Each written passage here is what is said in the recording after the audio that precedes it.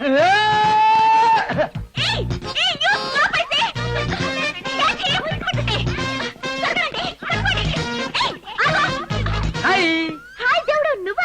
అమ్మాయి గారు, నేనే. My friend. ఫ్రెండా? మాకు తెలియకుండా ఈ ఫ్రెండ్ అక్కడ చూడపడ్డాడే.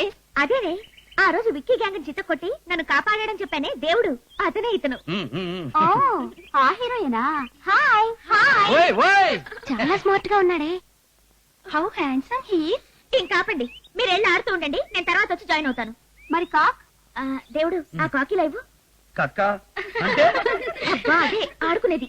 ఏంటది? నీ చేతిలో ఉంది కదా అది. ఇదా? సరే, వేరే కాక్ తీసుకోండి. వెళ్ళండి వెళ్ళండి. అవును దేవుడు, ఊళ్ళోకి ఎప్పుడొచ్చా? నిన్ననగా వచ్చి ఇప్పుడే కలవడం. అమ్మో, ఈలోగా చాలా పెద్ద పెద్ద వ్యవహారాలు జరిగిపోయినాయిలేండి. వ్యవహారాలా? ఏమిటవి? అది రహస్యం. ఇంతకీ ఇప్పుడు నేను ఎందుకు వచ్చానని అడగరే? ఎందుకొచ్చా? మిమ్మల్ని ఎత్తుకుపోవడానికి. నన్ను ఎత్తుకుపోవడానికా? అవును. ఎత్తుకుపోవడం ఎందుకు? నీతో ఎక్కడికి రమ్మంటే అక్కడికి నేనే వస్తానుగా.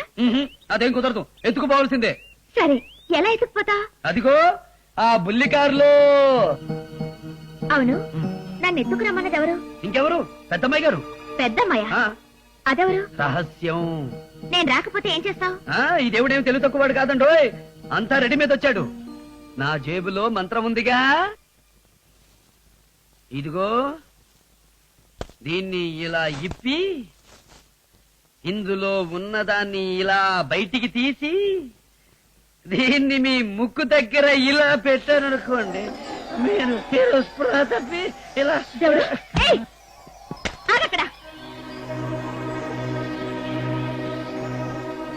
ఏమైంది బాబురావు? ఏమి లేదమ్మా, ఈ తెంగరోడు జేబురుమాలు ఈ అమ్మాయికి వాసన చూపించబోయి తనే వాసన చూసి పడిపోయాడు. ఇందులో కంగారు పడవలసిన పని ఏమీ లేదు. ఉల్లిపాయ తీసుకొచ్చి ముక్కు దగ్గర పెడితే టక్కున లేచి కూర్చుంటాడు. ఉండు, ఉల్లిపాయ తెస్తాను. శాంతి అంటే నువ్వేనా? అవును. నన్ను కిడ్నాప్ చేయమన్నది కూడా నువ్వేనా? నేనే. ఇటువంటి అమాయకుడితో అలాంటి పని చేయించడానికి నీకు సిగ్గుగా లేదు? నీలాంటి వయసులో ఉన్న ఆడది డబ్బు సంపాదించాలనుకుంటే కిడ్నాపే చేయనవసరం లేదు. ఒక్క రాత్రి ఆ శరీరం నీది కాదనుకుని బజార్కి ఎక్కావనుకో, నీ కాళ్ల ముందు. నేనేమన్నా తెలిసే పనిచేసావా? నువ్వెవరో నాకు బాగా తెలుసా, కానీ నేనెవరన్న విషయమే నీకు తెలీదు. Who the hell are you?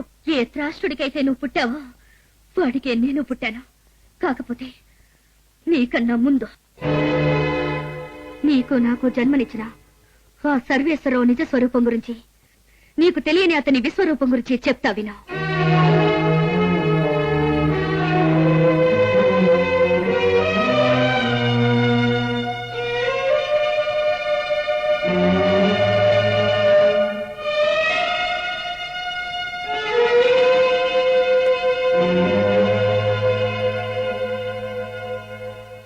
ఇప్పుడు అర్థమైందా?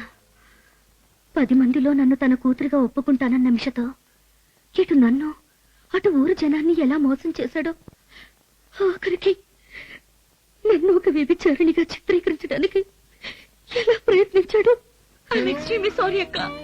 నన్ను క్షమించు. ఇందులో నీ తప్పే ఉందమ్మా. ఇన్నాళ్ళు నువ్వు ప్రేమించి నిన్ను ప్రేమించిన తండ్రి మాత్రమే నీకు తెలుసు. అది నీ అదృష్టం. కానీ నా తల్లిని వంచించి నన్ను ద్వేషించిన తండ్రి మాత్రమే నాకు తెలుసు. అది నా దురదృష్టం. నువ్వు బాధపడకక్క, మనం ఒకే రక్తం పంచుకు పుట్టిన వాళ్ళం. నీ గుండెల్లో రగులుతున్న పగని ద్వేషాన్ని పంచుకోవాల్సిన బాధ్యత నీ తోబుట్టువుగా నాకు ఉంది. మాధవి. అవునక్క, నాన్నకి గుణపాఠం చెప్పడానికి మీరు నన్ను బలవంతంగా తీసుకెళ్ళని అవసరం లేదు. మనస్ఫూర్తిగా నేనే మీతో పాటు వస్తాను.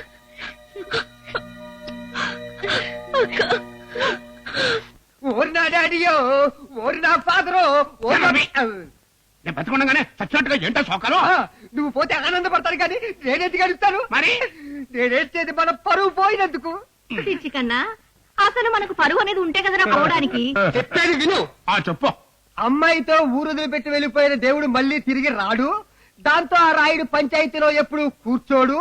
ఏవేళ రేపో నువ్వే పంచాయతీలో కూర్చుని రాయుడి మీద బాగా కక్ష తీర్చేసుకోవచ్చు అని మెరుపు కళలు కడేశాం కదా. అందులో డౌట్ ఉంది. ఎవరికొస్తా రేపు మహా అయితే ఎల్లుండి ఎప్పటికైనా జరిగేది అదే కదా. ఏంటి జరిగేది నీ సత్యను? బొద్దింకలో ఏంటా లుక్కు ఒక దాంతో ఊరు వదిలిపెట్టి వెళ్ళిపోయిన దేవుడు ఇప్పుడు దానికి తోడు ఇంకో దాన్ని అంటేసుకొచ్చాడు. నీకు అసలు బుద్ధి జ్ఞానం ఉందా? ఏమిట్రా ఏమిట్రా నువ్వు చేసిన పని? పెళ్లి కాని పిల్లల్ని ఇలా తీసుకొస్తే రేపు వాళ్ళ భవిష్యత్తు ఏం కావాలి? నన్నంటావేంటి? నేనేం వాళ్ళని బలవంతంగా తీసుకురాలేదు. వాళ్ళంతటి వాళ్ళే నా తోటి వచ్చారు. ఛీ! అడ్డంగా తపాయించుకో. రాయుడు గారు, దేవుణ్ణేమి అనకండి. ఇందులో అతను తప్పేమీ లేదు. అసలు తప్పంతా మా నాన్నదే. కన్న కూతురిని ఒక కసాయి వాళ్ళ తన రాజకీయ ప్రయోజనాల కోసం ఇక్కడ తాగట్టు పెట్టి వెళ్ళాడంటే అతను ఎంత దుర్మార్గుడో అర్థం చేసుకోండి. అక్క చెప్పింది నిజం అంకుల్. ఇంతకాలం నేను తింటున్నది అలాంటి పాపిష్టి సంపాదనని నాకు తెలీదు. మా నాన్న గురించి వింటుంటే అలాంటి అతనికి కూతురునైనందుకు నా మీద నాకే అసహ్యం వేస్తుంది. భగవంతుడు ఎంత చిత్రమైన వాడు. లేకపోతే అలాంటి తండ్రికి ఇలాంటి రత్నాలు పుట్టడం ఏంటి? అది సరేనమ్మా, ఇప్పుడు ఏం చేద్దాం? చేయడానికి ఏముంది రాయుడు గారు? మా నాన్న ఈ ఊరికి చేస్తానన్నవన్నీ చేసే వరకు మేమిద్దరం ఇక్కడే ఉంటాం. ఎవరు? నేనే. ఏ యు ఆర్ అండర్ అరెస్ట్. వరస్టా అంటే? అంటేనా? పద పోలీస్ స్టేషన్ లో చెప్తాను. ఏ పొట్టోడా, చెయ్యి పట్టుకు లాగామంటే మొహం పచ్చడైపో. ఏయ్! Stop it! ఇన్స్పెక్టర్, దేవుణ్ణి ఎందుకు అరెస్ట్ చేస్తున్నారు? అతను చేసిన నేరం ఏంటో తెలుసుకోవచ్చా? మీరు సర్వేశ్వర గారు అమ్మాయి కదా? అవును. మీ నాన్నగారు పంపిస్తేనే వచ్చామమ్మా. ఇతను మిమ్మల్ని కిడ్నాప్ చేసి తీసుకొచ్చినట్టు మాకు కంప్లైంట్ ఇచ్చారు. What nonsense are you talking? దేవుడు నన్ను కిడ్నాప్ చేయడం ఏంటి? మేమిద్దరం క్లోజ్ ఫ్రెండ్స్. నాకు ఇష్టమై నేనే అతనితో ఈ ఊరు వచ్చాను. అర్థమైందిగా? Now you can go. అది కాదమ్మా, నాన్నగారు మిమ్మల్ని ఎలాగైనా తీసుకురమ్మన్నారు. అంటే బలవంతంగా నేనా? చూడండి ఇన్స్పెక్టర్, అలాంటి ప్రయత్నం చేస్తే మీరే ఇబ్బందుల్లో పడతారు. ఫర్ యువర్ కైండ్ ఇన్ఫర్మేషన్, నేను మైనర్ని కాదు, మేజర్ని. అది కాదమ్మా. Please inspector, no more arguments. ఇక మీరు వెళ్ళొచ్చు. ఇప్పుడు ఏం చేద్దాం అంటావు? వెళ్ళిపోవడం మంచిది. చూడండి ఇన్స్పెక్టర్, ఇంకా మీరు వెళ్ళడానికి సంకోచిస్తే ఇప్పుడే డీజీపీ గారితోనూ మా లాయర్ గారితోనూ మాట్లాడాల్సి ఉంటుంది. మాట్లాడమంటారా? అవసరం లేదు. Sorry for the inconvenience. Come on. అయ్యో బాబోయ్, చంద్రబాబు గారు, మీరు మామూలు మనిషి కాదండి. అలా అనగానే తిరిగి వచ్చేసావా? తన మేజర్నని బలవంతంగా తీసుకెళ్ళడానికి ప్రయత్నిస్తే కేసు పెడతానని, అవసరమైతే డీజీపీ గారితో మాట్లాడాల్సి వస్తుందని బెదిరించారు సార్. అది నా జ్యూరిడిక్షన్ కాకపోయినా మీ మాట విని అక్కడికి వెళ్ళాను. ఈ విషయం ఆయన దాకా వెళ్తే బాగుండదని భయపడి వచ్చేసాను సార్. హలో మాధవి, ఏంటి మాధవి నువ్వు చేసిన పని? చెప్పా పెట్టకుండా నువ్వు అలా వెళ్ళిపోతే నాన్న నేను ఎంత కంగారు పడ్డామో తెలుసా? బావ నీ మీద బెంగతో తిండి తిప్పలు కూడా మానేశాడు. విన్నావు కదమ్మా? నటించకండి నాన్న. నాది నటన.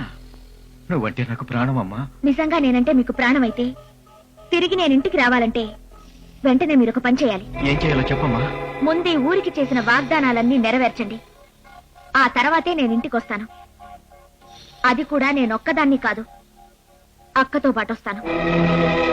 అలా కాకుండా మళ్ళీ పోలీసుల్ని పంపడం లాంటి చీప్ ట్రిక్స్ ప్రయోగిస్తే అక్క నేను పేపర్కి ఎక్కాల్సి వస్తుంది. అది నీ రాజకీయ భవిష్యత్తుకి అంత మంచిది కాదు. అమ్మా మాధవి. By dad. ఏమైంది బావా? ఆ ఊరికి చేస్తానన్న పనులన్నీ చేస్తే తప్పుతానంటుంది. అదే దీన్ని కూడా పొల్యూట్ చేస్తుంటది.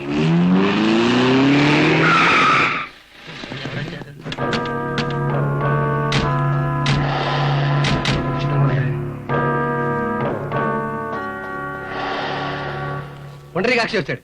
వాడెందుకు వచ్చాడు ఇక్కడికి? నువ్వెందుకు లేస్తావు? కూర్చో, నేను చూసి వస్తాను. నమస్కారం అండి. సర్వేశ్వరరావు ఎక్కడ? లోపల ఉన్నారు.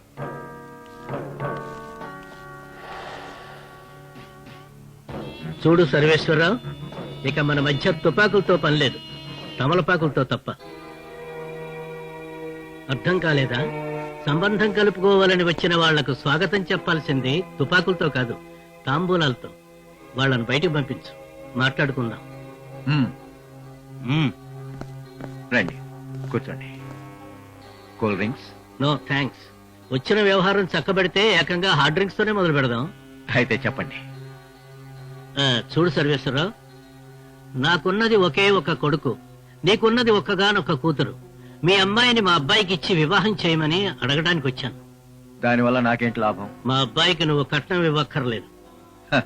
కట్నం లేకుండా మా అమ్మాయిని పెళ్లి చేసుకోవటానికి 190 మంది క్యూలో ఉన్నారు. ఉండొచ్చు, కానీ అందులో నీకెదురు కట్నం ఇచ్చేవాళ్ళు ఎవరు ఉండరుగా. ఎదురు కట్నమా? ఏంటది? ఈ రాష్ట్ర ముఖ్యమంత్రి పదవి. జోక్ చేస్తున్నారా? జోక్ కాదు, సీరియస్ గా చెప్తున్నాను. ఎలాగూ నీకు కొంతమంది ఎమ్మెల్యేలు ఫేవర్ గా ఉన్నారు, వాళ్ళతో పాటు ఇంకో 70 మంది ఎమ్మెల్యేలను నీకు నేనిస్తాను. దాంతో అవిశ్వాస తీర్మానాన్ని పెట్టి ఈ ఉన్న సీఎంని దించేయొచ్చు. వెంటనే మా బావ సీఎం అయిపోవచ్చు. బావా డీల్ చాలా బాగుంది, ఓకే అనేసాయి. నువ్వాగు. అంత పెద్ద ఛాన్స్ మీరు నాకెందుకు ఇస్తున్నారు? ఇంకా కొంతమందిని కలుపుకొని మీరే సీఎం అవ్వచ్చుగా. కరెక్టే, నిన్నటి వరకు నేను అదే ఉద్దేశంతో ఉన్నాను. కానీ నా కొడుకు నీ కూతుర్ని ఇష్టపడుతున్నాడని తెలిసిన తర్వాత వాడి కోసం నా రాజకీయ భవిష్యత్తును కొంత త్యాగం చేయదలుచుకున్నాను. అయితే ఈ సంబంధం నాకు ఇష్టమే. కానీ ఇందులో ఓ చిన్న తెరకాసుంది. ఏంటిది? మా వాడంటే మీ అమ్మాయికి అసలు ఇష్టం లేదట. పిచ్చి పిచ్చి వేషాలేస్తే మా డాడీతో చెప్పి జైల్లో పెట్టిస్తాను. చా మాకు డాడీ లేరు, మరి జైల్లోంచి బయటికి తీసుకురావటానికి. మరి మీ అమ్మాయిని ఒప్పించగలవా?